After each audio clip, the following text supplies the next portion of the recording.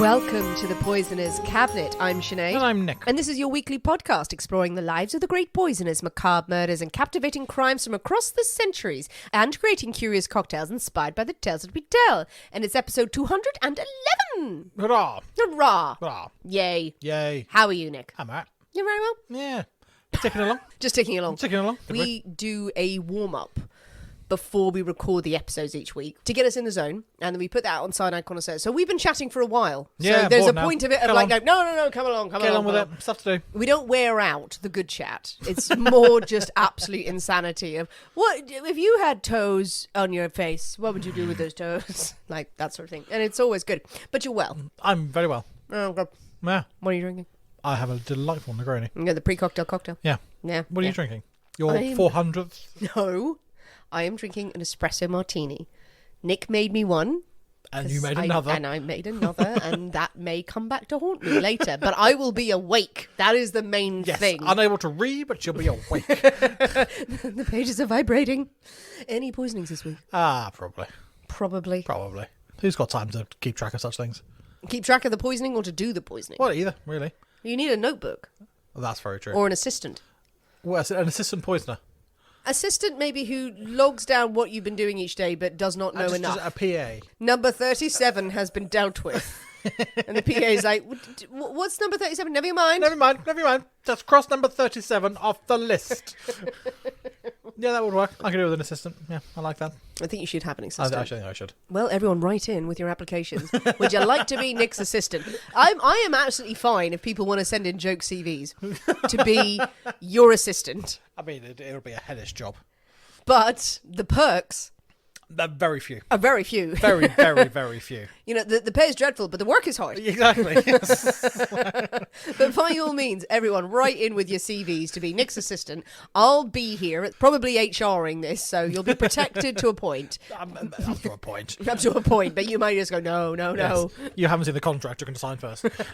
In blood, covered with flames.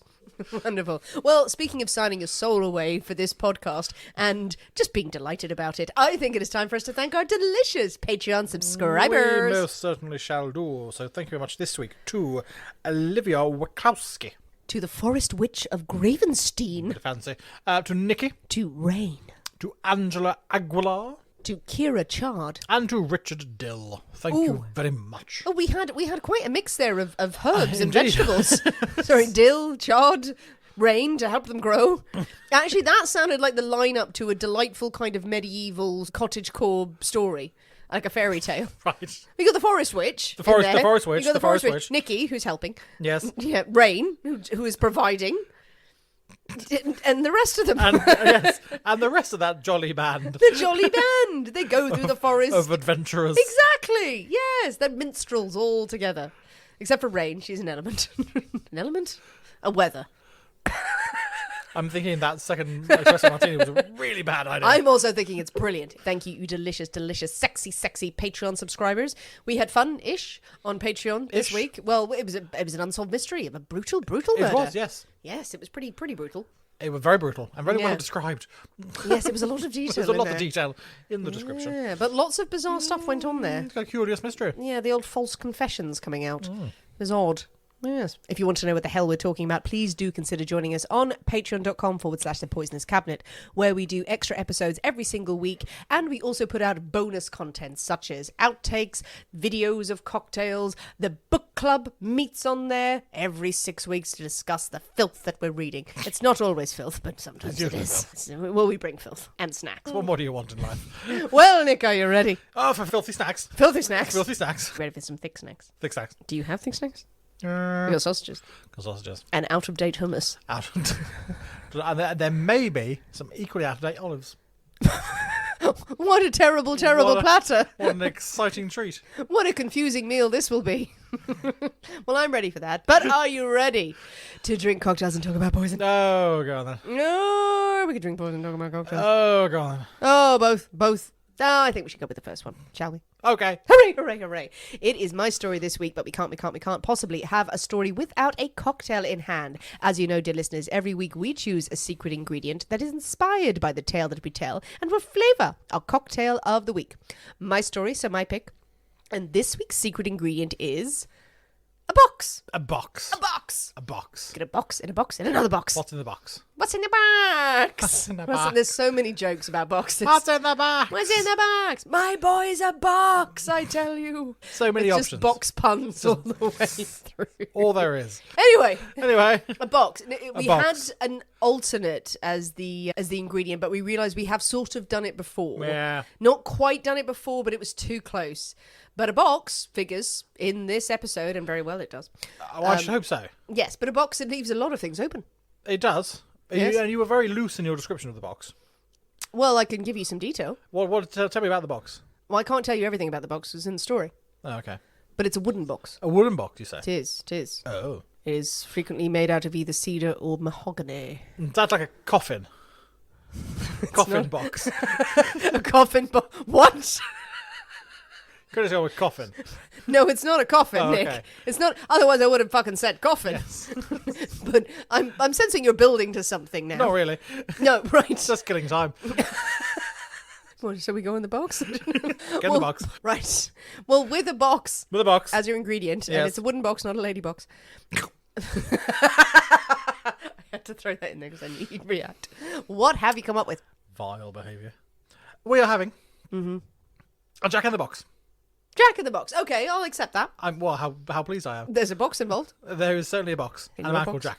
And a man called Jack. Who's on a Is there a spring. Jack in this story? I don't think there's a Jack, but we can make one up. Okay, let's just add a Jack in there. Yeah, he can bounce along. Who's mainly made of springs.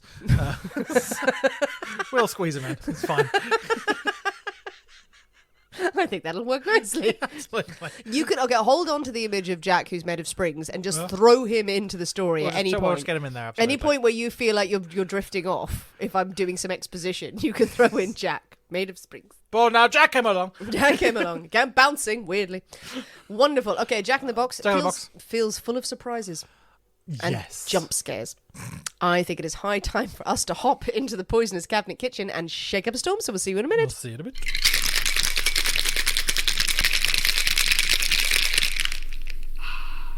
And we're back. Hello. So Nick, Yes. a Jack in the Box. Jack in the Box. Forgot what it was for a minute there. Yeah.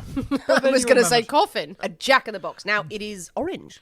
Orange, indeed. It's got a little foamy head to it. Yes. Maybe that's from the vigorous shaking It's all such shaking. and the jumping from the box. Yes. All that jumping. Okay, all right. It looks very pretty. Should have been served in a box. Should have got a tiny cardboard box. It was so seeped through. Like surely a lovely mahogany box. That's like the Hellraiser puzzle inside it. If I had known it was a mahogany box, then I would have, yeah. So I would have invested in some mahogany boxes. I like the idea if you did get the Hellraiser box and then when you opened it, just a little cocktail popped out. Pinhead holding it. Or just a little man on the spring. Hello, I'm going to kill you. Okay, well, back to this. Yes. Yes, the Jack in the Box. It looks very pretty. You're not picking yours up. Why? No, because I'm making it and going. You're not sure about this? I'm not convinced. I think Oh, it's going. dear. Well, no, we'll try it. We've had a very good run of cocktails. We have. Okay. I don't think it'd be awful. Okay, good. Right. Okay. That's like a date, isn't it? It's like I don't think this will be awful, but it's not going to be good. It won't be horrendous. All right. Well, Merry Christmas. Happy Christmas. Like Christmas with your family. Oh no, it is awful. What's happening? That's upsetting. Well, that was a lot at once. Oh, it smelled. Oh, this flavor's harsh. It hurts. Oh, it's like a cold winter. That is. That's odd. That's odd. It's very cold, but it stings. What the fuck is going on there? Hang on a second. Oh, I wasn't expecting that. It smells nice. It smells sort of florally fruity. It looks orangey. Right. Have you used some sort of tropical mixy fruit in this? No. I'll taste second sip. Oh, it's really... Oh, okay. It's really harsh. Yeah. At the first sip, it's like, oh, not spirit forward, just harsh alcohol flavours. Don't light a match anywhere near this. This is just, oh dear. I don't know how I feel about that. No, I don't like that. What is the base alcohol? Is that gin? Nope. No. Is it vodka? Yep. It's not because it tastes of stuff. There is stuff in there. There's stuff. Rum. Nope. No. Whiskey. Nope. Oh, but what are all the other base spirits? Tequila. Nope. Mezcal. Nope. You'll never get it. I'll never get it. I doubt it. I'll be surprised. Okay, I'll try and figure out some stuff around it. Is there a fruit juice in here? There is. Right. Is it orange juice? No. It's not orange juice. Yeah. Is it like a mango or a bit more tropical? A bit more tropical, yes. Pineapple? Pineapple. Pineapple juice, right, okay. Sorry. Ooh, no, that is important that I don't drink that. Pineapple juice and then something awful and some more awful things in it. But pineapple juice, then generally something lovely. But it has betrayed us. Horribly. What is it? Calvados. Oh, Calvados. Yeah. Oh, that is strong. And pineapple and strong. Calvados should go together beautifully. Well, exactly. An pineapple Yeah, exactly. thing would be lovely. Simply. What hasn't worked in this is the bitters. It's just this Angostura, and Yeah. that's what's giving it that harsh edge to It's it. too much. And it's no. What I mean, else? that's it. It's just It's- Calvados, what? pineapple, and bitters. Jesus. It's starting to clear my sinuses is what it's doing. And maybe without the bitters, it might be a bit more rounded and a bit more less. I don't know though. But, it's let me not- take a third sip. Hang on a second. No. It's No. a disappointing Jack. Oh no, that is not drinkable, in my opinion. And that's I don't know what Sinead will drink most things. I will drink most things. Nothing in that has worked. No, it's not good. It's just harsh alcohol from everything. You don't get the beauty of the Calvados. The bitters, yeah, probably have messed this up. That is Unless you've been drinking my Calvados and replacing it with turpentine or something. maybe. Well, that Calvados has been sitting there for a while. Well, not that long. Well, not that long, and it shouldn't go that bad Right. that quickly. Give us a belt of it, and I'll tell you. That'll use the last of it on this. There's none left. Right, okay. Maybe it was bad. Don't drink this. I'm not going to drink that. No, I can't. Because that is just unreasonably feels so strong and gross. And I'm going to put it over there so I don't have to look at it. What do you feel about it? Yeah, no, It's I not don't- your fault. I don't enjoy it. Where did that come from? I'm different. What did you do wrong? I don't know. How have I failed?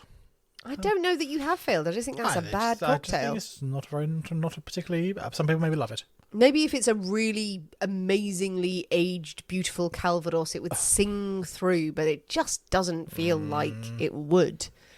No. Well, you know what? It is one for people. If you have the ingredients, it's 3 ingredients? Three ingredients. It's not hard if you can spare some Calvados, and if you've got some good Calvados, mix it up with some pineapple. I wouldn't bother. It's a waste of see. Calvados. Well, I don't know. Unless people do it and they go, oh my God, it's There's amazing. been enough good drinks recently. Yeah. We So had there's- to have a bad one. There's been a whole host of good ones. So there's better drinks out there. Well, with the Jack in the Box hurled down the road, put away childish things. Yes. Are you ready for a story? Go on then. Yay! Okay, so this week we have the tale of a man who the Secret Service called as elusive as a puff of cigarette smoke Oh. and as charming as a young girl's dream. Okay. I'm okay with the first part of that. The second part was like, what's weird. going on there? Bit weird, What's yeah. going on there, Secret Service agent? What do you think the young girl's dreaming about? Now, unless you've been living under a rock, at the time of this episode's airing, you may have noticed some stuff is happening in Gay-Paris. Is there? Yes, there is. Yes, it'll be the Olympics. The Olympics. Yes. Now, this story is not the story of the Olympics. It's the history of the entire Olympics. No, and a few newcomers and maybe not Patreon subscribers may be yelling out, going, aha, but do you remember those famous Olympics in the 1900s, in the early 1900s? Yes, we know. Yes. We have covered the very famous story of the 1904 Olympics on Patreon. That got absolutely crazy and involved some poison. You can hear that on Patreon. But no. We haven't got some sort of exclusive about how people did really shit in the Seine in the run-up to the Olympics in Paris. No. Our story does involve the City of Lights. But it is the tale of one of the most famous con men in the world who would sell one of the most famous landmarks twice. Nice. It is the story, of course, of Victor Lustig. Nice. Or Lustig. Or Lusty. They're all lusty, Victor. No one called him that. No. I will vary between Lustig and Victor through the story, depending how drunk I am. So, do you know the tale? Do you know? I know of the man. You know I of don't the know man. the details. And so many people may have heard about the man who sold such and such a thing. Such and such a thing. I'm not revealing Paris. it now. Paris, the whole of Paris. But it's a crazy headline that many newspapers have reported over the years again and again and again because it is so insane, but it is absolutely true. Oh. So who was Victor? Victor was born in 1890 in Hostin. I think I'm pronouncing that right. It was once Bohemia, is now the Czech Republic. Okay. So excuse my pronunciations there. He was one of 3 children. In later life, he would tell people how he was born into a well-off, a well-to-do family, that he was the son of the mayor of this town in Bohemia, and that he was a man of importance and of prestige. But in reality, he would later give stories about how poor his family were. Terribly, terribly poor. The poorest peasant people, he'd later write about them. He would give accounts of his life much later on. His family, they lived in a small house, a poor house of stone. My God. Yes, houses As opposed, of stone. as opposed to what? As opposed, I don't know, paper? Gold? I mean, stone seems like a very good thing to make Yeah, a it's house pretty out good. of. Yeah. No, yeah, stone. It wasn't made of diamonds. Yeah, clearly he was bitter. Now, apparently his parents separated when he was about 8 years old, and he did have a tough life. He went to live with the family of his father, and he was smart. He was a very intelligent kid. He was smart, but too smart in many respects. Is it a burden? It is a burden. Just restless at school, the teachers not knowing how to handle him. He did well, but he just is going to be easily bored hanging out with the rest of these children, too cunning by half. And his family don't really know what to do with him. And in the end, he left school aged 12 and spent most of his time on the streets, scavenging for food and trying to make his way. And he would dot about from his hometown, and he would move from place to place. And he later tell this story of what made him turn to a life of crime. And it is suitably cinematic. Nice. How much of this is true? All of his accounts in All this. bollocks. Pinch of salt. First off, we don't even know if Victor's his real name. Nice. But that was the name he would use later Very on, along with many others. But he told this story that he was 13 years old and he was on the streets of Budapest. And he was searching for food in the bins and on the street, starving hungry. And he looked up and saw at the balcony of this very well-to-do hotel a beautiful woman standing in a gold evening gown on her balcony. And it was a private balcony with her and her beau. Dinner had been laid out. A servant was coming out serving champagne, laying out the finest food.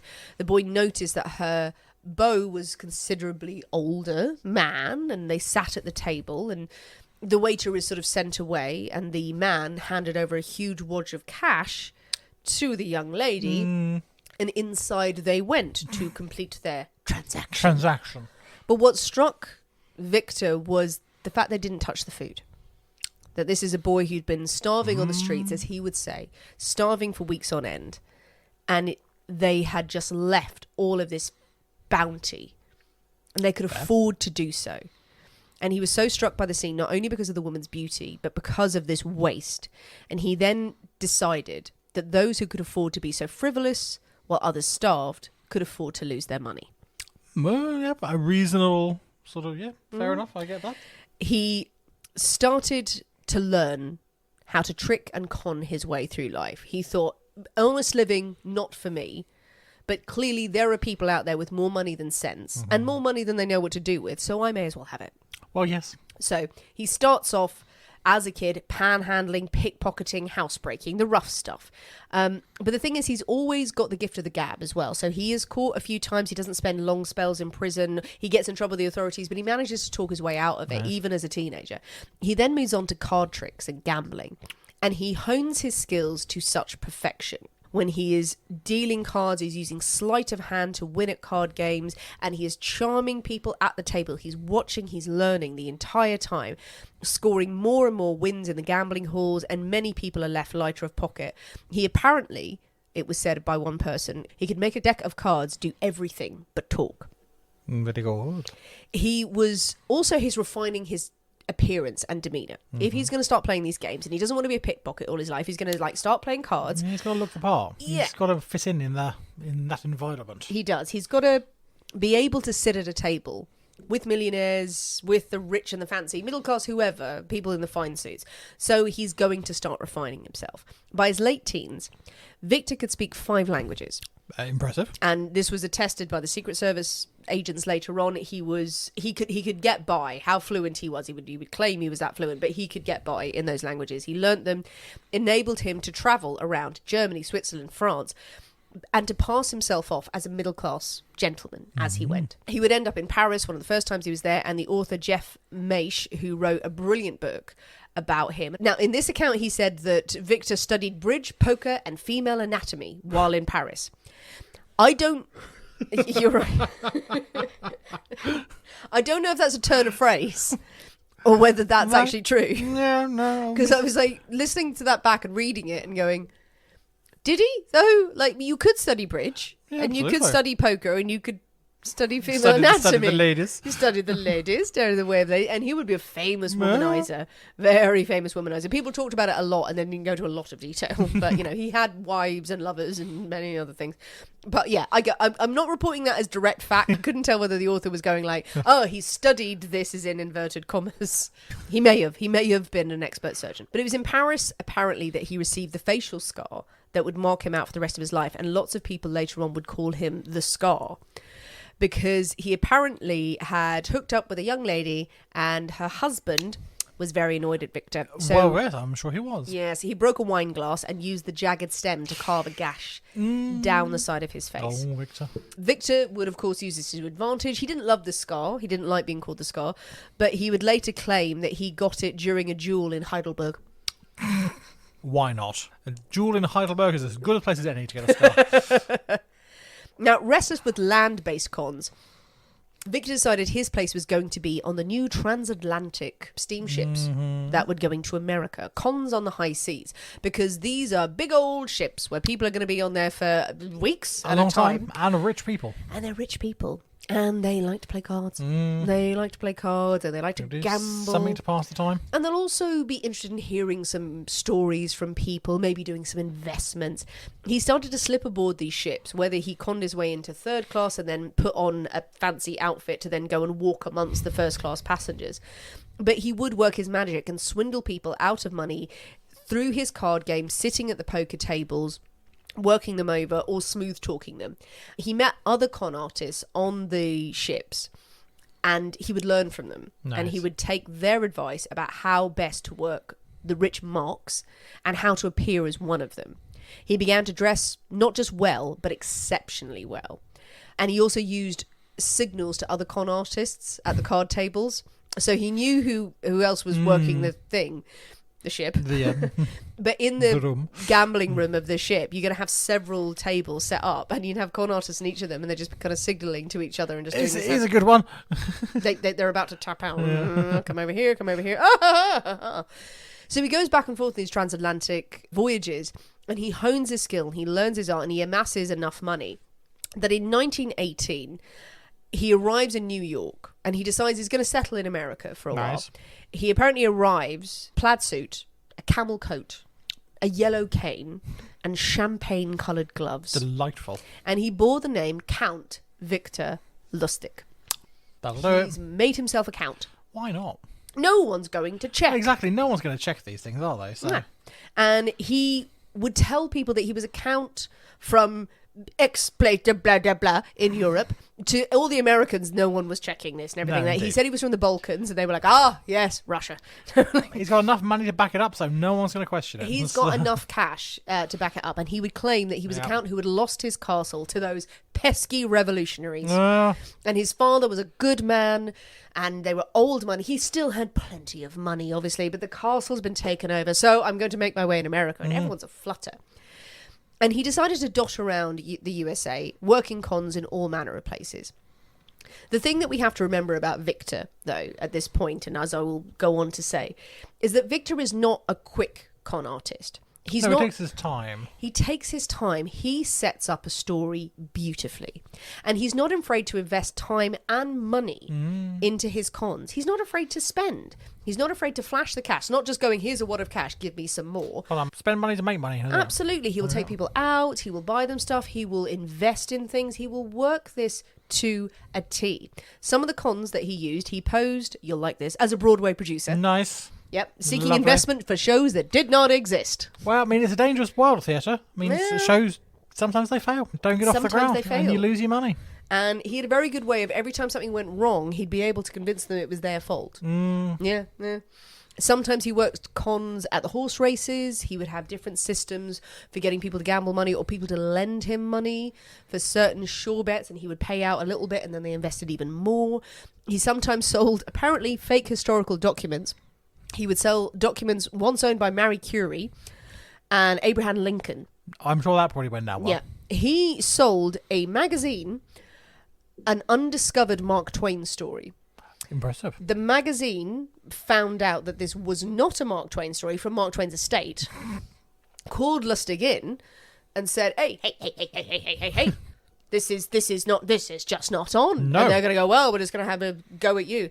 That story ends up, him going in to defend his case, ends up with him selling them another story by Walt Whitman. Brilliant. That doesn't exist. I mean, he's got to be good at the chat. He goes in there going, oh my God, I had no idea, but I just so happen to have a Walt Whitman poem. Would you like that one? He's never published it. No, yes, absolutely. He is so trustworthy. We have seen no problems with it. This keeps happening.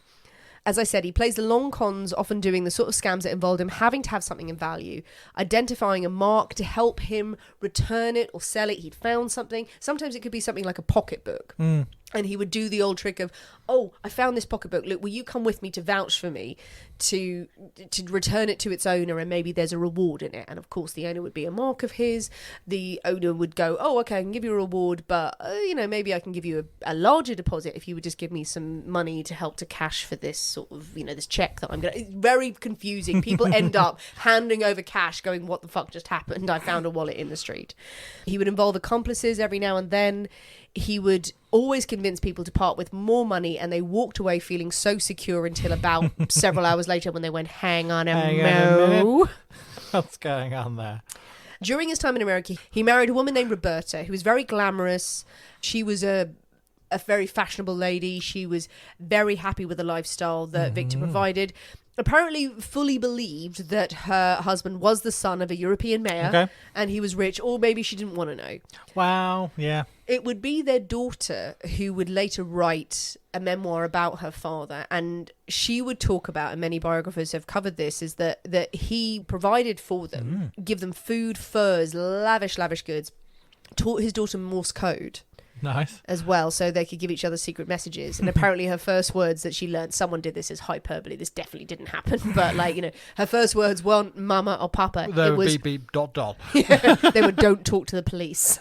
Yeah, so she paints this picture of a loving father but a liar at the same at the same time, because he was living a separate life, had lovers and mistresses completely, but would turn up and be the doting father and always provided for his children. That doesn't make him a good man. No, it's just like, you did the bare minimum. Well done. Other lovers, apparently he had Joan Crawford. Oh, one of the, yeah. Fancy. A few other minor celebrities in America. Apparently he hooked up with her. I don't know what she had to say about it. To many people in society, he was quite straight-laced as well. Like, even though he presented this extravagant figure, well, not extravagant, refined figure, well-dressed, well-tailored, well-moneyed, but he didn't tolerate crude jokes. He didn't like people who treated women badly. He didn't tolerate that kind of behaviour around them. He was a gentleman, an old world kind of gentleman, and people absolutely trusted him. It was no ostentation just to impress. This was old school money, and this is the kind of gentleman we want to deal with. He had to appear honest and trustworthy. In the US, he briefly worked the prohibition scene with counterfeit booze. Nice. He didn't like it though. He was just like, this is too fraught with problems. It's too mobstery. Yeah, too rough and ready. Preferred cold hard cash. There was a great story as well in one of the books about him. In 1922, this is the kind of level of detail that he did in his schemes. He went to Missouri to buy a plot of land, and he presented himself on the behalf of a company that made chemical goods. Okay. And he spent a long time in Missouri speaking to this bank that owned various parts of the land. He would go out, he would view the land, he would comment on the quality of the soil, he would talk about the buildings that they were going to put in, he would talk about the workers' rights, he would talk about the air pollution. And he ended up selecting this piece of land and said, I'll pay $25,000 for it. And the bank are delighted because it's worthless, this land, and they're going to come and build a factory here. Brilliant, we're so happy. He goes back to the bank to sign the deal, hand over the paperwork. And he says, okay, well, I want to secure the land. I've got a bond, but it's a $50,000 bond. So could you just give me some change, $25,000 change for it? And the bank are like, yeah, fine. Yeah, there you go. Hands over the change, and he's handed over the bond. And he's talking to them, and then he starts to collapse. He fakes a seizure. In the office, he fakes a seizure so beautifully that everyone runs out to get help. He reaches over the desk, plucks out the bond that he'd given them from the drawer, puts it in his pocket, having secured the $25,000, and then recovers, takes the medicine, and just goes, "Just put me in a cab. I will go back to my hotel and I will get medical help." And he goes off. Of course, he goes straight to the train station. By the time the bank have worked out that the $50,000 is gone, they're checking around. They're going to the hotel that they know he stayed in, and even if they search on the train, they're never going to find him because he's put on a disguise as a vagrant. He's wearing a scruffy suit and a big old beard, nice, and he's sitting there with 25 grand. 25 grand in his bag. Yeah, that he has worked, but he would spend a long time there. You know, they were convinced that they knew him, and he was absolutely someone to be trusted. You got to commit to these things. Yes, another scam of his involved a very special box. Do you know about the Romanian money box, Nick? The Romanian? I can't say I do. No. Now, it's spelt Romanian. Okay. Well, there is a version of this box that existed beforehand. It's an update of an old design. So what you've got is a wooden box. Yeah. Cedar or mahogany. Okay. Cedar, a little bit more flexible. And in the box, it's about the size of a steamer trunk. Okay. It has 2 slots in the front. One for a dollar bill, but not just a dollar bill, a high dollar bill. And another one for paper.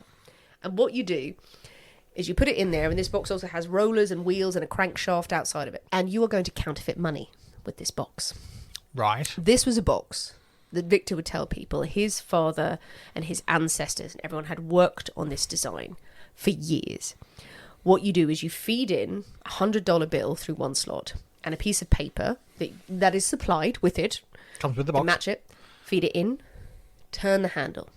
And inside the contraptions are going to reprint that denomination of bill. Okay. Perfect replica. Very fancy photocopier. Absolutely. It's only going to take between 6 and 18 hours to do so. Right. Yeah. But you've got to wait the allotted time that Victor tells you. And then what comes out? A $100 bill. You can't be rushing these things. No, you can't be rushing these things. And it comes out gleaming. Lovely, beautiful, freshly pressed. But you may be thinking... a fortune. Yeah. Okay, what do you think happens now? I suspect he may try and sell the box. Or part with the box. Yes. Because the guy's put his $100 bill in. Yeah. 6 to 18 hours, depending on who he's talking to, has passed. And I'm sure his dollar bill has indeed, or his 100 has come out again. His 100 has come out, and Yes. another one has too. Yeah. Yeah. So it is nicely duplicated. It has. It's come out, and it is gleaming, covered in egg white, a new one. And the Mark would look at it and go, well, how do I know this isn't just a fake? It's just, come with me to the bank. Come with me straight to the bank. We're going to verify these $2 bills, $100 bills.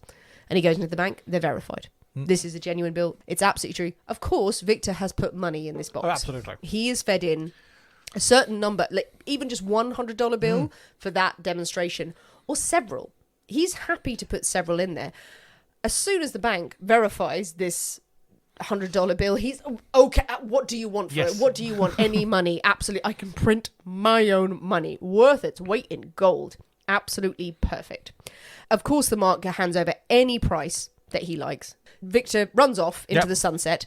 The guys may produce another couple of $100 bills, but you remember the time period here, like between 6 and 18 hours, about 11 hours a lot of the time is the average, and they're just sitting there going, watching it. Like, and Victor's now across the other side of the country. Yeah, exactly. And he may get one more $100 bill out of it going, brilliant. But by the time it breaks, Victor is not there. He may have discovered that there's a scam, but also... He's close enough that he can take complaints, but also put the blame firmly back on the Mark. He didn't wait long enough. Yeah, exactly. Got impatient. Yeah. Did you turn the handle at 10 hours? Oh, I might have turned it at 10 hours, 30 minutes. You've broken it.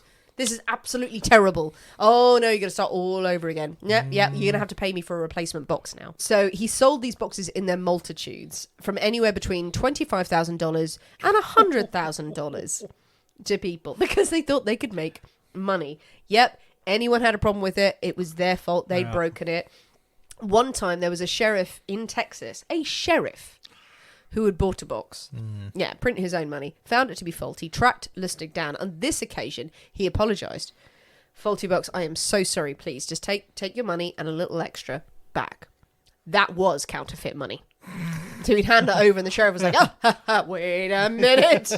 There's a lot of people many hours later waking up going, fuck! So that's what he did. Nice sidetrack here as well, that when Victor was doing his cons, he often had a sidekick with him. Okay. And he would use various kind of like accomplices around there. One of his sidekicks was called Dapper Dan Collins.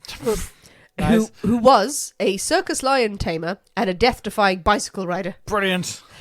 So I don't know what he was doing in the box. Yes. Maybe taming it with a whip. And how does one defy death on a bicycle? Well, maybe high wire. Or maybe no one had seen a bicycle before. Or riding it with a lion. Tandem bicycle with a lion. He's just going round and round in a circle and he just goes, buy my box. Buy my lovely box. Buy my lovely, lovely, lovely box. So he's got quite the series of cons down with boxes.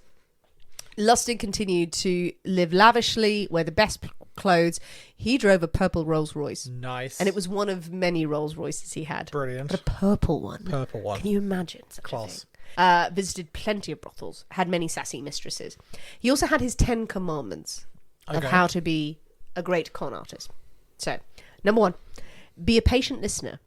It is this, not fast talking, that gets a con man his coups. Mm-hmm. Never look bored. Mm-hmm. Yeah. Wait for the other person to reveal any political opinions, then agree with them.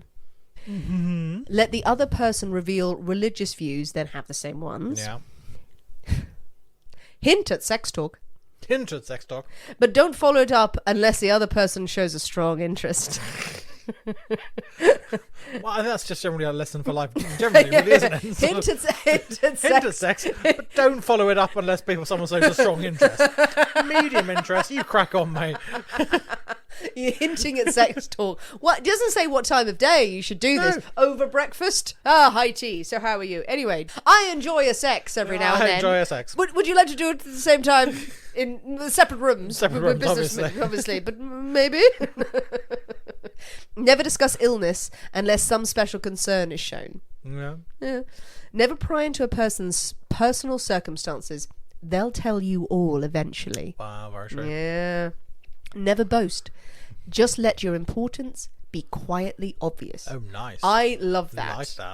That is a lesson for Quiet life. importance. I like Just that. let your importance be quietly obvious. Yeah. I mean, don't we all aspire to that? Like it. We'll never be like that. We'll either No. be like, oh no, I'm too quiet, or like, No. me! Look at me! Me! People look at me! Finally, the last 2. Never be untidy. Yep. I agree. Never get drunk. Oh. Ooh, screwed at the last host. Yeah, indeed. Well, I suppose if you're running a long con, you don't want to get drunk and then let something slip. No, especially So- when you're hinting at sex talk. Yeah, indeed. So Hello. Okay, I'm not politics and sex. Hello. Should we make this happen? grab my box. Do you want to get it? Do it again. It's got a handle. You want to crank my Crank my shaft? handle. Crank my handle. Turn it real slow. I'm amazing, but I'm quiet about it. Yeah, don't get drunk. Following the rules, this led Victor in 1925 to embark on the biggest swindle of them all. He was headed to Paris. To Paris. And I think that's time for a drink. Oh, yes. Nick, we have our drinks. We do. We are in Paris. It is 1925. Okay. City of lights, city Marvellous. of romance, city of sex talk. City of boxes. What is the iconic symbol of the city and the country for that matter? I'm going to go with some sort of tower. Oh, really? Really? Yes. What kind of tower? Le Eiffel Tower. Le Tour Eiffel. Tour Eiffel. The Eiffel Tower. Yes. Oh, yes. Oh, Le Sacré-Cœur. No, not the Sacré Le Notre Dame. Notre Dame. Oh, God, don't say Notre Dame. It's too sad. Well, I mean, keep those monuments in mind. Okay. Because, brief background of the tower here. The tower in 1925 has been standing for 36 years. It was completed in 1889 by Jack the Ripper. By Jack the Ripper. Yeah, he had to cover his tracks. That's why we never caught him. He was building. Do you know much about the tower? I don't. I mean, I know it was meant to last like 4 years or something. 20 years. 20 years. 20 it years was was meant the to be a max. brief sort of tourist sort of. Oh, look at this lovely, the wonder of France. It was. It And was then, for the World's Fair. like the Great Exhibition, World Fair type things. Yes. It was exactly that. 1889 World's Fair. And also to mark the centenary of the French Revolution. Everyone was like, let's build a thing. Let's build a thing. Everyone has a thing. And it was named for Gustave Eiffel's company. his company designed it. It wasn't just him. Actually, it wasn't him at all. It was two people who worked for his company, but then Eiffel got the name, and it was like, oh, fucking bastards. That's generally how companies work, I think. Yeah, exactly. Everyone's like, stuff Eiffel built it with his two hands. It's just him by himself from a shed. Yes. At the time of completion, tallest building in the world, Nick. Tallest building in the world. It was at 312 metres. Now it's 330, because they put an antenna on it. Put a spike on the top. That's over 1,000 feet. That's feet we can't even think. That's like 9 bends. That's how me and Emma measured like distance. You overestimate the height of your husband. I had no idea of height. But it was a subject of mass protest at the time because it was being built for the World's Fair. But artists, all the artists in Paris at the the Belle Epoque and everything, hated it. Absolutely hated it. It was a monstrous eyesore. They thought it was an eyesore. It was going to diminish things like Sacré-Cœur, like Notre Dame. It wasn't in keeping with anything there, and they spoke out against its construction, calling it a monstrous, hateful column of bolted sheet metal that would dwarf the beautiful buildings around the city. It was like when they built that Crystal Palace in London and things. Yes, and everyone was like, oh, it's the most monstrous thing that's ever been created. Yeah, the Millennium Dome and everything. I agree with that, though. The dome's not that exciting. But it was only supposed to stand for 20 years. But then opinion on it changed. Yeah. It went up and everyone were like, oh, it's not so bad. Well, it's there now. It's there. It did struggle for a while. It does need repainting every 7 years. Was that the Humber Bridge or something? So, what? Is that the one that you have to start repainting as soon as you finished? Pretty much. Yeah. There's so much metal work. Well, the Eiffel Tower, I think now they sort of say they do it every 7 years. There was a long period where they fucking didn't. But yeah, it has to be repainted by hand.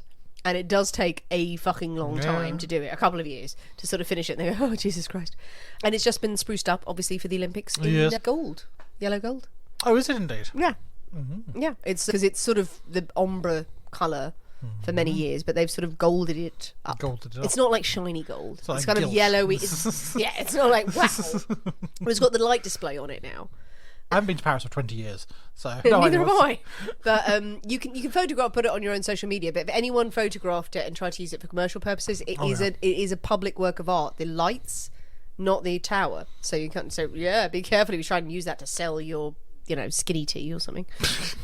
Skinny tea, you'll be as thin as this tower.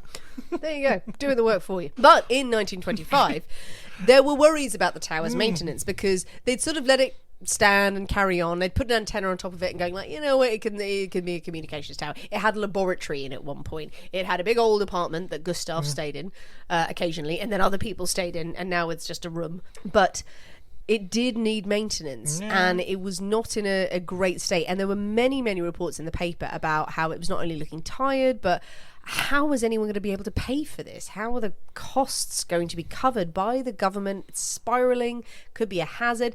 Public, they're kind of about it. Some people really love it. Some people still like, no, we don't really like it.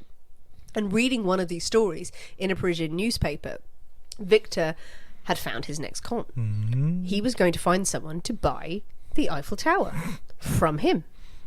Nice. So he decided to play the role of a French government official. He obtained special stationery with all the right seals and marks on them. He had studied them. He'd gotten them from his various contacts to print a load of papers.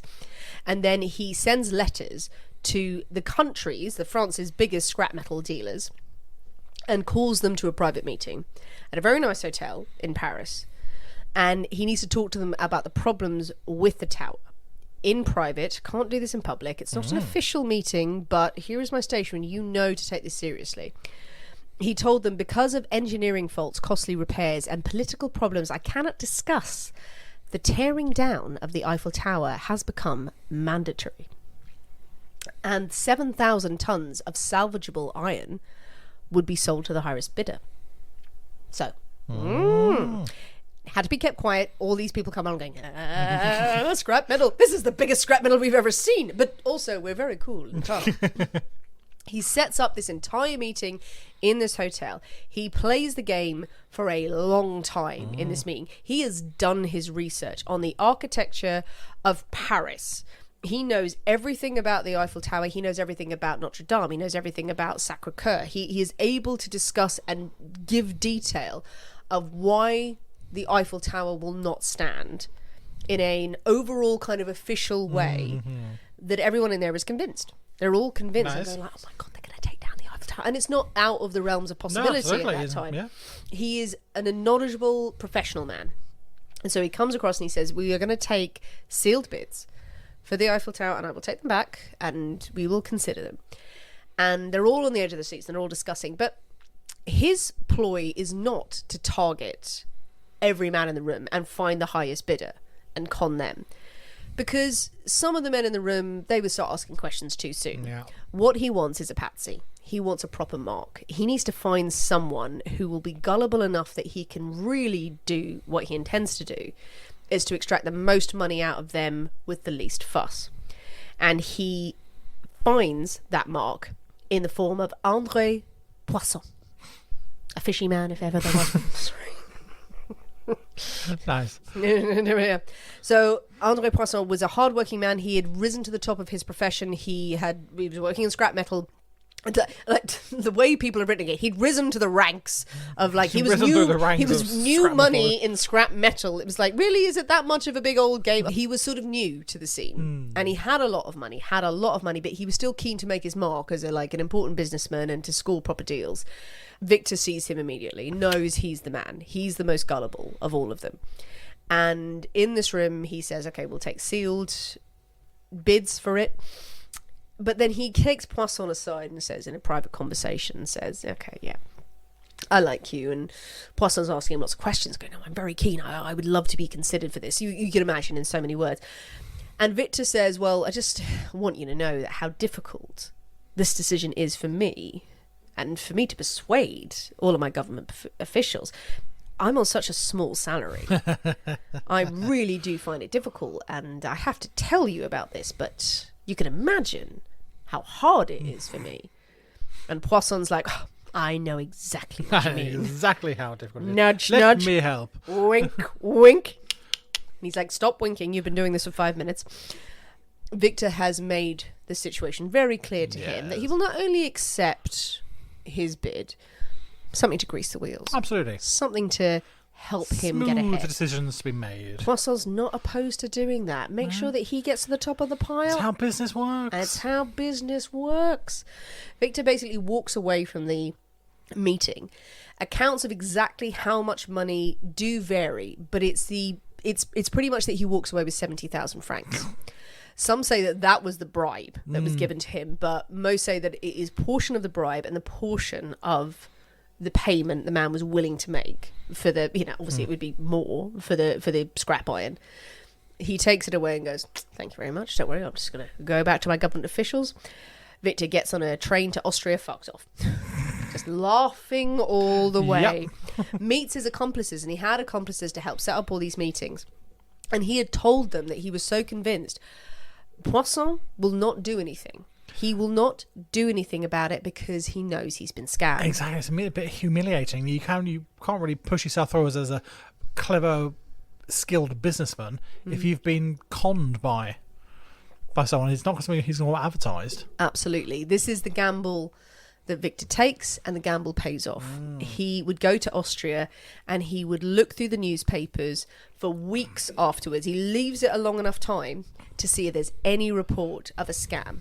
Has André Poisson reported it? No, he hasn't. No. He has been conned out of 70,000 francs, and he skulks away with his tail between his legs, too humiliated for words. Wow. Now, apparently, this just spurs Victor Victor does, on. yeah. He's like, great, gonna do it again. Gonna do it again. Now, the details afterwards are more scant because this would come from the Secret Service agents who would later interview him.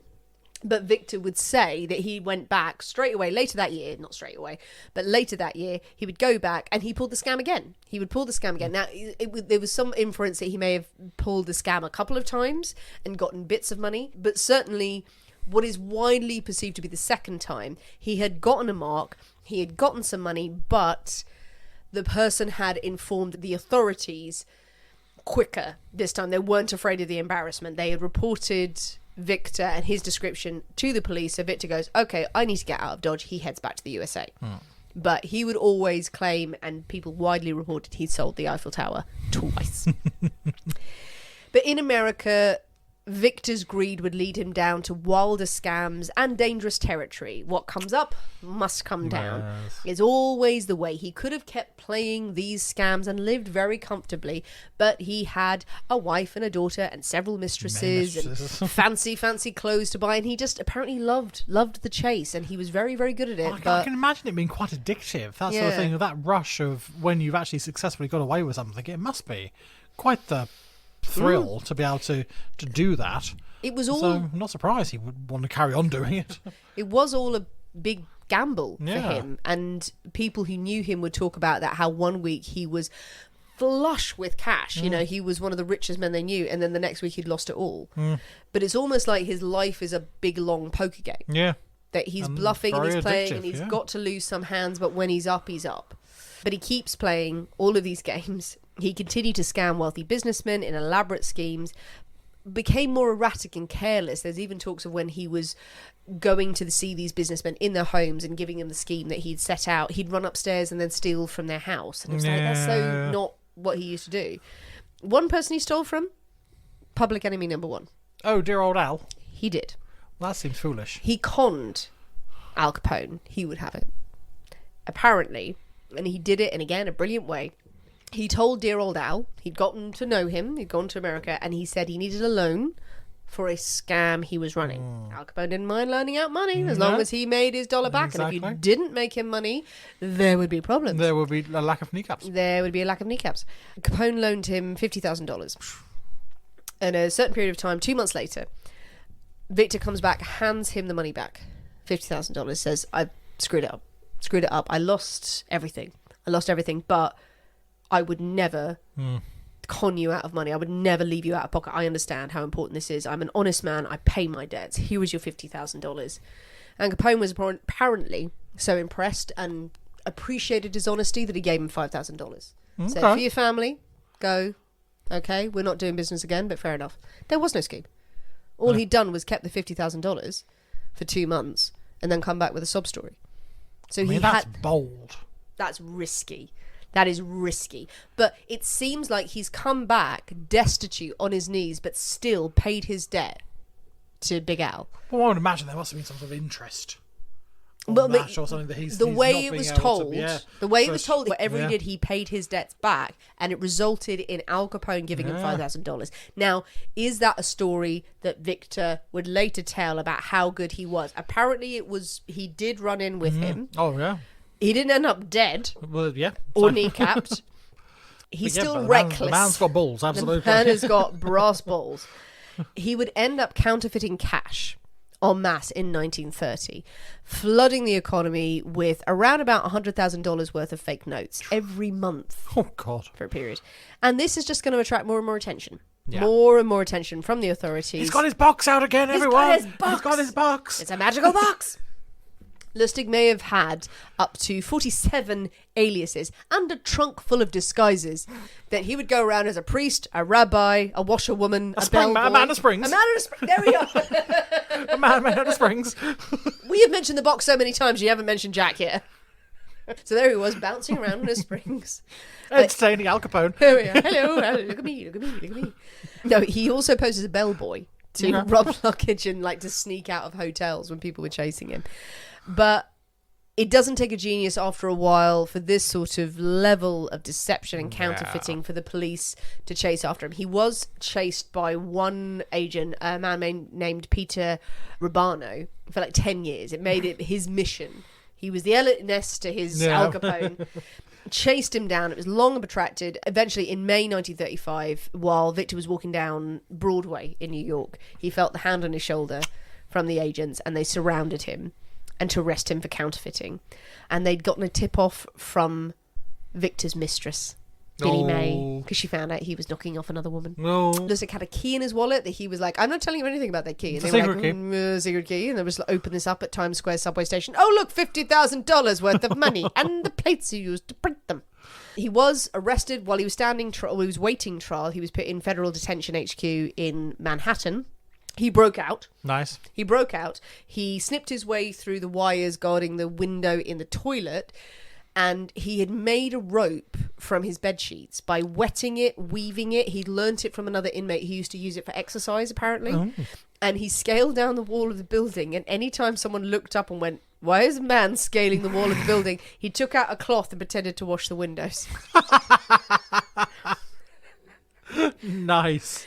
You're like, okay. And then he did that. He got, I think, about 10 feet down, dropped, and then stood up, bowed, and ran away. Brilliant. Oh, that's ballsy. I like that. Unfortunately, a month later in Pittsburgh, he was captured after a long sort of chase, and he was captured. He pleaded guilty at trial. He was sentenced to 15 years in Alcatraz. He was sent to Alcatraz because he was such a good con artist and he'd escaped once. They were like, Alcatraz is the only place for you. And apparently a Secret Service agent leant over to him during the trial after he'd been convicted and said, "Count, you are the smoothest con man that ever lived." Nice. He would spend 12 years on the rock, allegedly planning but never executing fully his various escape plans.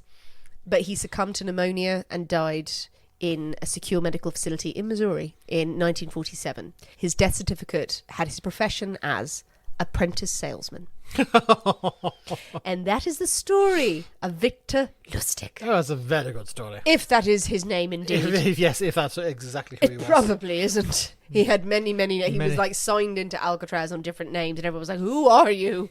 What is going on?" Oh, very good. Yes, the gentleman con artist. I like that. Yeah. I like that a lot. It's a good story. Stylish. Stylish. Yeah, I like his commandments. Yeah, the commandments Yeah. are very good. And they're ones to live by. Oh yeah, apart from the last one. Yeah, but most of them were like, even we had like the real life Moriarty and all of those. Yeah, you know, absolutely. Stone cold sober.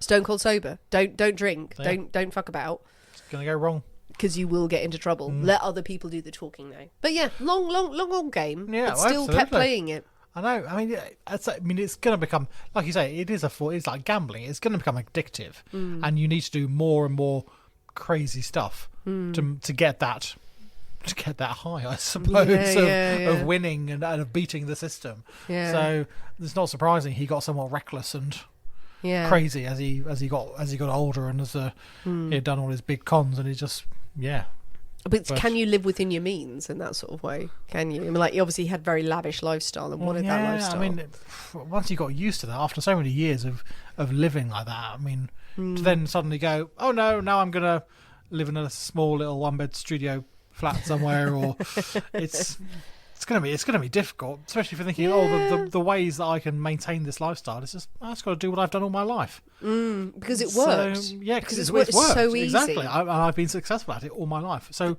why wouldn't the next one work? Yeah. The man sold the Eiffel Tower to someone who just gave him money. Yeah. So the man had a box that people put money in, and he took it away. He's like, people are stupid.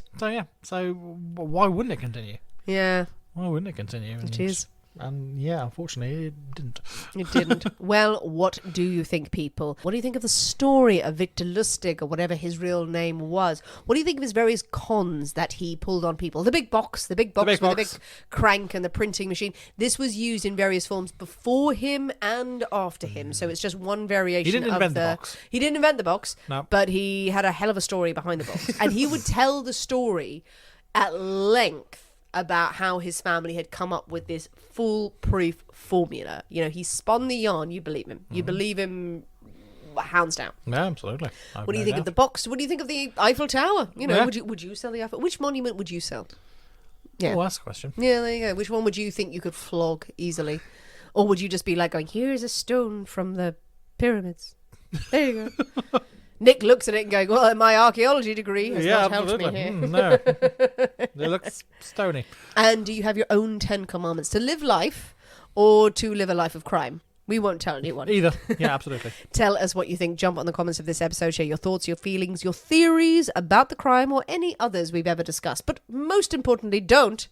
Yeah, don't. Don't have a Jack in the Box. No, it's very disappointing. We didn't finish it. No, we moved on to a glass of water and a Coke. Yeah, we did. Literally, yeah. So it's like, it's that uninspiring. That is, we normally go, ugh, let's cleanse our palate with something else. We'd had, a couple of drinks beforehand or something? Well, you had. I had, but I'm fine. But I hadn't actually finished the second one until just now. But yeah, no, that Jack in the Box, that made me sad. It's hard. So have a entirely different type of box.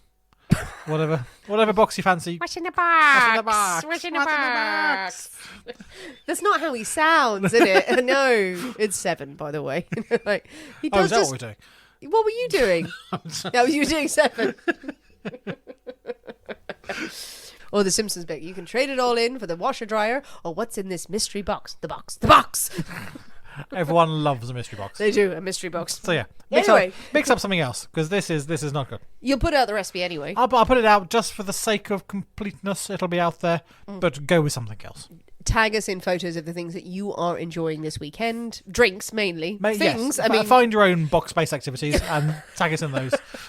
Do you have a lovely box? Do you have a lovely box? Do you? We won't judge. We will judge. Actually, we'll judge your box. It's absolutely fine. Screw it. Please tell your friends about the Poisonous Cabinet. If you can, vote for us in the British Podcast Awards Listener's Choice category. It's a double opt-in. If you vote for us, you do need to verify it on your email. If as many of you as possible can vote for us, we would so appreciate it, just to show that we are loved and that we are valued as an independent podcast. But also, if you love us, please also spare 30 seconds to go and vote for Real Life Ghost Stories. Absolutely. In the Listener's Choice Awards. Emma deserves to win this. She is in with a chance. If we can get every single vote we can, as many email addresses as you have, don't start new ones, don't be horrible, but if you have them, vote for Emma in Real Life Ghost Stories. Please do that. And after all of that, leave us a review on Apple iTunes. Yeah, hopefully 5 do stars. that as well. Don't go like, well, they're exhausting us with all this voting.